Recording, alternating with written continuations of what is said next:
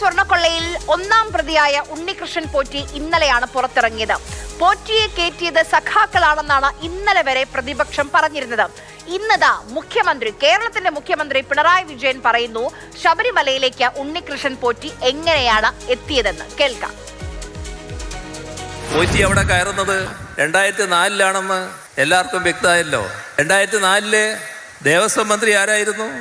ഇന്നത്തെ കോൺഗ്രസിന്റെ ഉന്നതനായ അഖിലേന്ത്യാ നേതാവ്.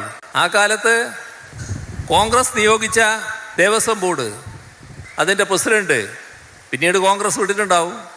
പക്ഷെ അന്ന് കോൺഗ്രസിൻ്റെ ആളാണല്ലോ. അന്നല്ലേ പോറ്റി ആദ്യമായിട്ട് അവിടെ കയറുന്നത്.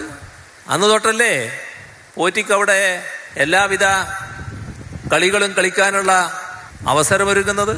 ഇതെല്ലാം വിഷമമുണ്ടാക്കുന്ന യാഥാർത്ഥ്യങ്ങളാണ് എന്നുള്ളത് കൊണ്ട് അത്തരം കാര്യങ്ങൾ പുറത്തു വരാതിരിക്കുക.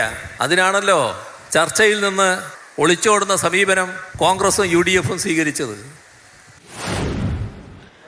മുഖ്യമന്ത്രി പറയാൻ ബാക്കി ഒരൊറ്റ കാര്യം മാത്രമേ ഉള്ളൂ, ആ നേതാവിന്റെ പേര് മാത്രം. ബാക്കി എല്ലാം മുഖ്യമന്ത്രി പറയുന്നുണ്ട്. അഖിലേന്ത്യാ നേതാവ്, 2004 ദേവസ്വം മന്ത്രി. ആരാണത്? ആർക്കും ഉത്തരം കിട്ടും. KC വേണുഗോപാലാണത്. സൈബർ ഇടങ്ങളിൽ പ്രചരിച്ചത് കേരളത്തിന്റെ മുഖ്യമന്ത്രി പറഞ്ഞു തുടങ്ങി. അതായത് നിയമസഭാ തെരഞ്ഞെടുപ്പിൽ ശബരിമല സ്വർണ്ണക്കൊള്ളയാണ് പ്രതിപക്ഷം ചർച്ച ചെയ്യാൻ ഉദ്ദേശിക്കുന്നതെങ്കിൽ ഇനി പ്രതിരോധിക്കുക മാത്രമല്ല ആക്രമിക്കാൻ തന്നെയാണ് ഭരണപക്ഷത്തിന്റെ തീരുമാനം.